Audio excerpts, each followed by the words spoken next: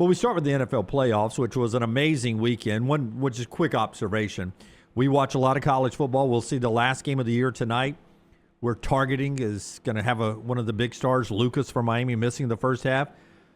Well, they don't really care if you bang your heads in the NFL, man. They will let you helmet to helmet all day long. It really is. It's, I don't know, 8 to 10 helmet to helmets in a game. Yeah. There was a couple of plays I'm like, oh, that's going to be targeted. You're lucky to see one flag on that stuff. It's got to be in the secondary. You got to blow a receiver up. And it's almost like everybody goes limp, and you're like, oh, my gosh, and then you know the flag's coming. But that's about it. It's got to be Vontez Perfect on Antonio Brown, basically, to get a flag anymore. Yeah. It makes you wonder. Yeah. I mean, look, they're well, you know. We can't go anywhere, and we'll get to the Rams because everybody's dying for your reaction.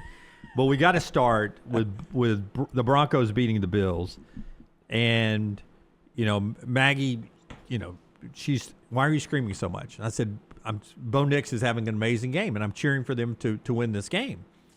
And I thought he played so good, and then to get the news afterwards, like when our friend Ashley texted me. Friends with the Bo Nix family, and she's like, God, it's horrible about Bo. And I was like, what are you talking about? I put my phone away. Like, I did not know that. I thought she was joking at first, that a bone is broken in his ankle, and he's now surgery here in Birmingham Tuesday. He was remarkable in that game. And you're like, when did it happen? Because, I saw it, 20, 30 minutes after the game, because I think Sean Payton came out for a second press conference and said, hey, we got some bad news. You never saw it.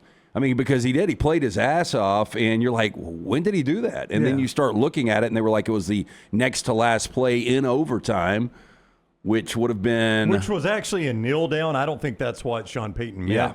I think he meant the play before the lob pass that drew the interference, that got them down to the kneel down. If you go watch that play, he rolls to his left, he gets hit, and he kind of crumbles up on the ground. And when he comes up, I didn't notice it live, but going back and watching it, when he comes up, he's a little ginger on that ankle, and you're like, he knew something happened right there. And you saw him on the sidelines, grimacing a little bit. But he did that interview with Tracy Wolfson afterwards. That's what blew me away. He was so composed in that interview. Was talking about, hey, next week, adrenaline. Hey, it's got to be. But Sean Payton told Sal Paolantonio that he walked over to Bo Nix and congratulated him. And Bo said, "Don't celebrate too quick. I've done something to my ankle." That he told him that on the field, on the sideline before the field goal. Yeah, and you know what's wild is Denver, they have no explosion with the offense. They rely totally on defense. They couldn't run the football, so it was all on Bo's shoulders to outscore Josh Allen in Buffalo, and they did it. They were able to do it in overtime, and I know there's a lot of people. I was talking to somebody on the way in this morning. I can't believe how bad Buffalo was robbed, and I was like, that was some questionable PI, but I still had a feeling Denver was going to win that game. I don't know about you guys. The last PI was not questionable at all. No, he tackled him on the last one. The one before that was that was bang bang. But that last one, he's around his waist, not in phase. No idea where the ball is. But even on the last, I think they were at the point there where they were going to kick a field goal and win it anyway. At least they were really, really close. The one before that, I would have been upset about that. What about the interception? Bang, bang call there. See, that's one of those where in real time, I'm like, oh, yeah, that's an interception. I thought it was too. Me too. Watching in full speed, but then when you go and you start to break it down on video, I'm like, ooh, I don't know. Yeah, you read the rules. Like the first step is clear possession, which he's got. Second step is... The NFL has said he did. Yeah. Second step is inbounds, obviously inbounds middle of the field. And then the third was... Survive the ground. Well... which the NFL said he was not going to do. Yeah, and they said that the third is where you wipe it off. But there was something with, simultaneous possession or whatever that...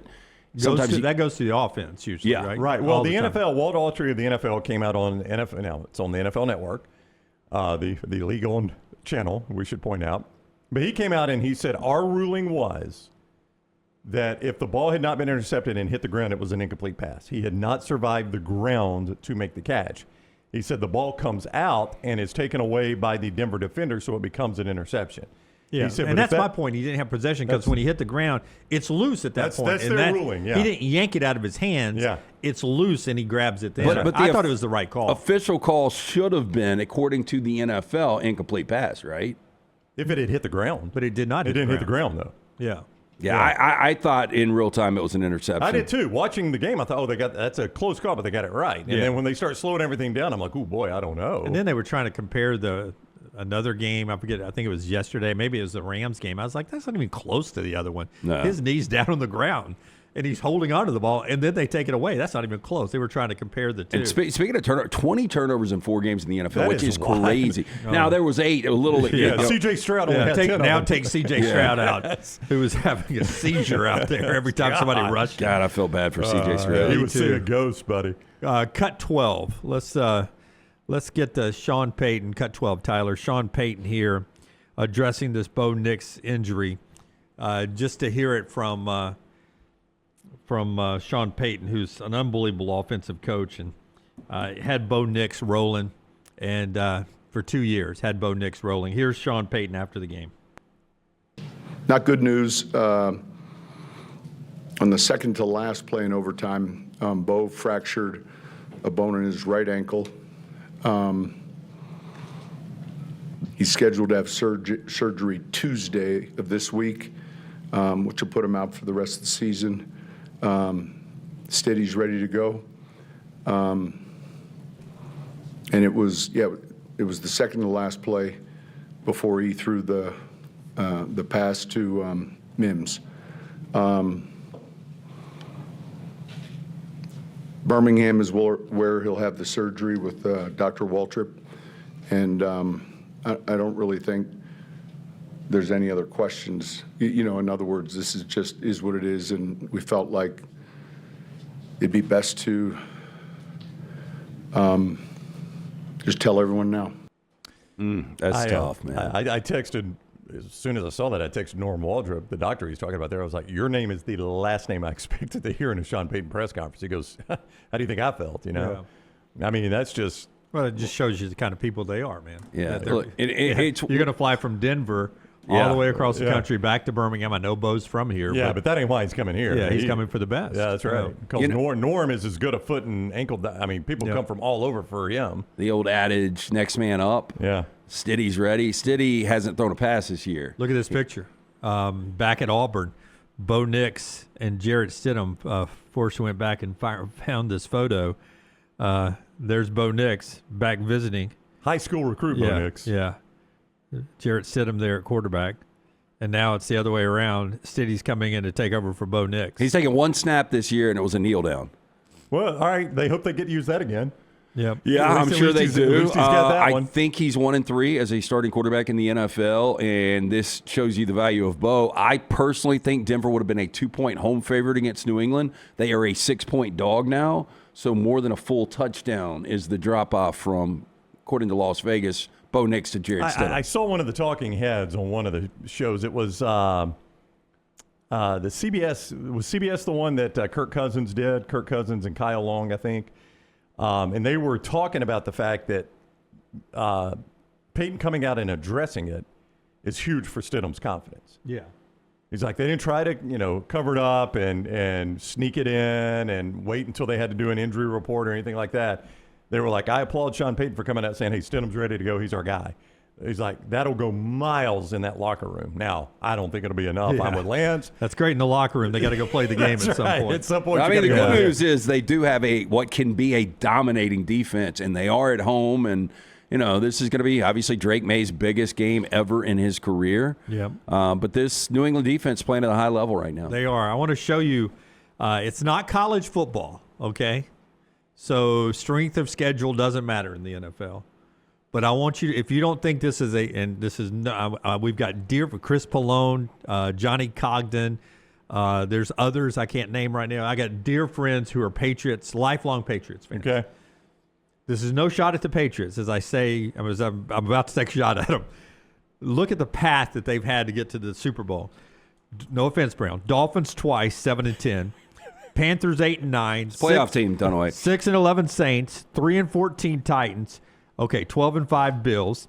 5-12 Browns. 8-9 Falcons. 8-9 Buccaneers. Twice with the 3-14 Jets. 6-11 Bengals. 4-13 Giants. 8-9 Ravens. You get to the playoffs. Justin Herbert, who's allergic to January. C.J. Stroud, who for some reason had butter on his hands in 2 games. And now Jarrett Stidham. That's your path to the Super Bowl. Yeah, Not to the Sugar Bowl, the Super Bowl. Yeah, it's So basically, the Bills are the only winning record team they played in the regular season. Is that correct? That is the record. Yes. They are the only winning. So they had to get to the playoffs to play another winning record team. This is a team. You know who's got the number 1 overall pick, right? The Raiders. The Raiders. Okay, yeah. They lost to the Raiders back in September. That's true. That's a good point. Yeah. So, but you look at the last 2 weeks, man. I mean, forcing the 5 turnovers yesterday. They held Justin Herbert to 3 points, almost knocked him out of that game multiple times.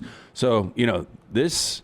Man, the hitting that was going on in that Patriots-Texas game was crazy yesterday, and I fully expect to see the same thing in Denver this weekend. Yeah, I don't know how C.J. Stroud got that back. Before we move too far from Bills, Broncos, the most amazing stat I saw this weekend, that Josh Allen's never won a playoff. That Josh Allen has never won an overtime game. How is that possible? 0-7 now. 0-7 in overtime. Like, I knew he was 0-2 and now 0-3 in postseason overtime. Yeah, but they made a point there. A lot of those, he never touched the ball.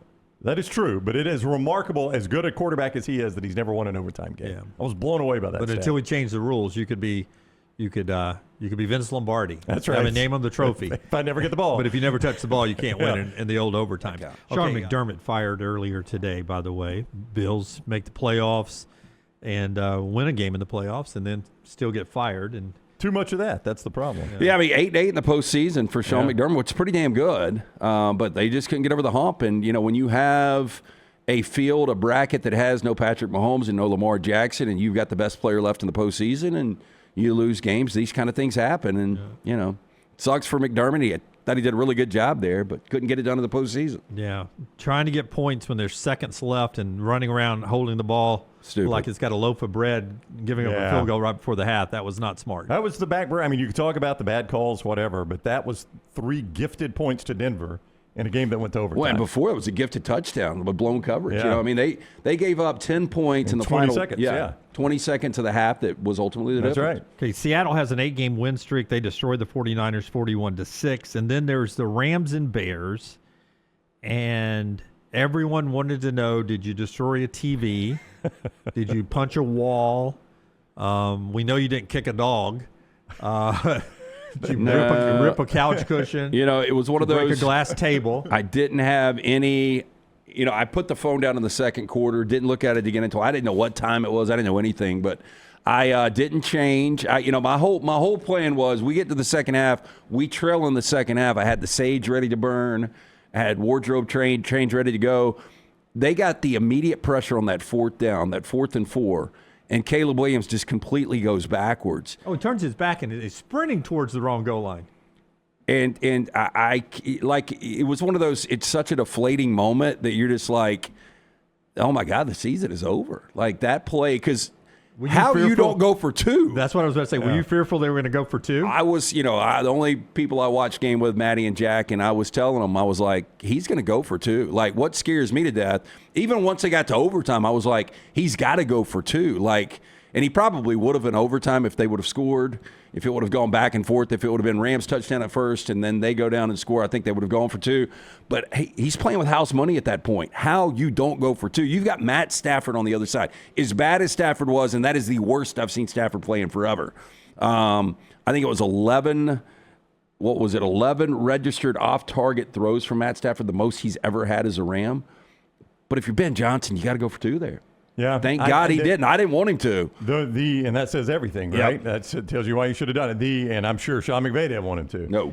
The fact that they just did not run Caleb Williams much, because if you go for 2, him on the edge. I didn't understand that at all. I didn't either. And that was one reason I'm like, they may not do it because the Rams had taken their run game away. So they weren't going to run it for 2, obviously, unless it was Caleb Williams on the edge. I thought they ran the ball really well when it was.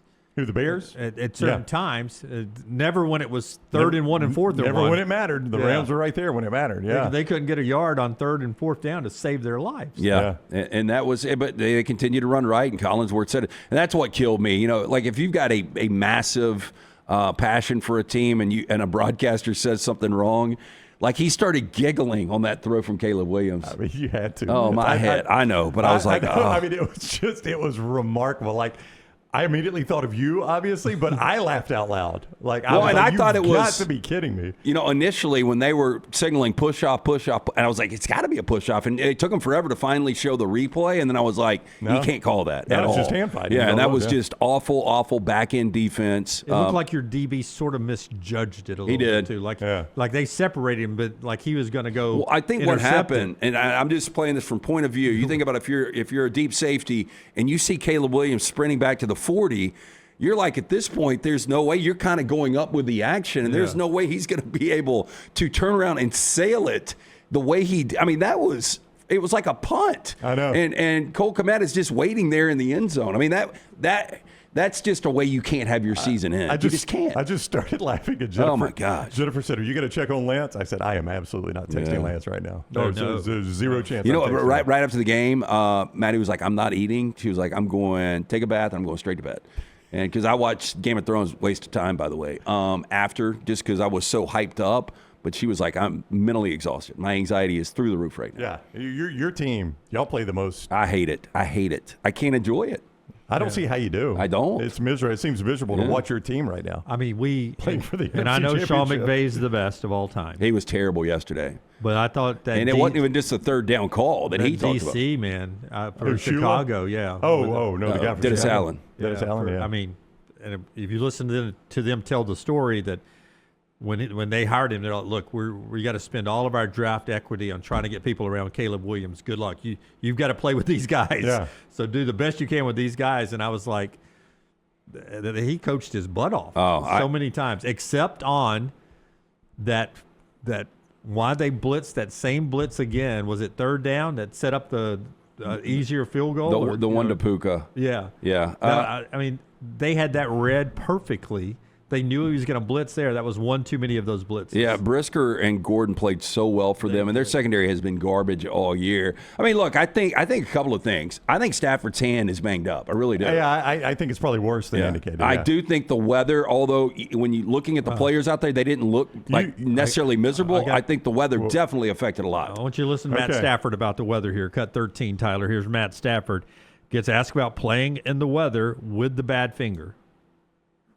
I know you said your finger was fine and everything. Conditions were kind of crazy. Yeah. Did you ever feel like you had a good feel? No, I definitely, didn't get into a great rhythm today. There's no question about that. Had some opportunities in the pass game. Just some things that made it tough. Obviously, I can be better. But playoff football is about winning the football game. Played great through for a bunch of yards last year in the snow, and we lost. So that shit sucks. So I'm happy to have played a little bit worse today and going home with a win. So we'll take that. Where I think they told you he's not 100% was the third down right before the 2-minute warning, where you can throw right there because you're not going to give them another timeout. I could not believe they didn't throw. I couldn't believe Ben Johnson took the timeout to allow them to throw. I agree. It was because it was 3rd and 7, I think. You are not running that for a first down in that situation. And it was a 7-second difference. Yeah, it's 2:07 on the clock. You throw. It's not costing you a timeout because the 2-minute warning hits. That's a first-year coach mistake. It really is. Yeah, it was. But for McVay not to throw it. That tells you he had no confidence in his hand. The rhythm was so off with this offense, and it's something that I haven't seen. Look, and they're playing terrible football over the last couple of months. I don't know what's going on, but survive and advance, like Stafford said. But, I thought early in the game, they should have run the football a lot more. Kyron Williams was a beast. I told him. Once you get in overtime, you go your first possession 3 and out without Stafford throwing the ball. And I'm like, my gosh. I told him, I said, in my belief, y'all could have run the ball 70 times and won the game. Yeah. I don't know if he trusted Blake Corum enough in those conditions. Now, Corum's a guy that played at Michigan, but they definitely trusted Kyron Williams. Kyron Williams had a hell of a game in the snow. Yep. 87 yards and a couple of touchdowns. Corum only had the 6 carries, and I would have done more of the jet sweeps for Puka, or at least use some play action off of that. Like the one they scored the TD on? Right, yeah. Early forecast, look at it. Have you looked? I have. Yeah. I'm thinking about outside shot. I might go. Rain and 44. Feel like 42. Yeah. Not that windy. And better than it was last night. Y'all aren't going to miss me if I leave, right? No. Gosh, no. This is... I've been fortunate enough to go to wild card games, divisional games, Super Bowls. I have never been to a conference championship game. Bucket list, man. Yeah, take the advantage. Go. You miss Monday show? Is that what you're saying? Yeah. Yeah, that's not a problem. We can handle that. Yeah, I probably could actually do Monday's show from up there. If you want to do that, do that. I mean, go, man. The NFL championship is set. You've seen early lines. Rams, Seahawks in Seattle. What is it? It's Seattle 2.5 and a total of 47. I thought it would come probably 1.5, just because you guys remember just a few weeks ago on that Thursday night, the Rams were a 3.5-point favorite on the road at Seattle in a game they blew the 16-point lead. But look, Seattle's playing so much better than the Rams right now. That number's about right. And then Broncos hosting the Patriots without Bo Nix, and the number you said earlier. 6. 6. Yeah, it was a look ahead. I think Denver would have been 1.5 or 2. The Knicks injury came out. I think it opened at like New England 4, and boy, people are hammering the other side of Jarrett Stidham. I would imagine. I mean, for a moment there, I thought it was going to be a Seahawks-Bears NFC Championship game, which would have been amazing that one of those teams had turned it around that quick and made it to a Super Bowl. And for a while, it could have been, I guess, Drake May or Bo Nix against Seahawks or Bears in a Super Bowl. Yeah. If that doesn't say parity. And we've got that tonight with Indiana and Miami in a national championship for football. You got to say the NFL playoffs are awesome. Oh, my gosh. They're incredible. Well, TV. they've never been as good as they've been this year. Yeah, this is as good as I can ever remember. The lead changes. Yeah. Other than Seahawks beating the 49ers like they did, no real blowouts. Yep. It was peak NFL playoffs. The ratings will back that up.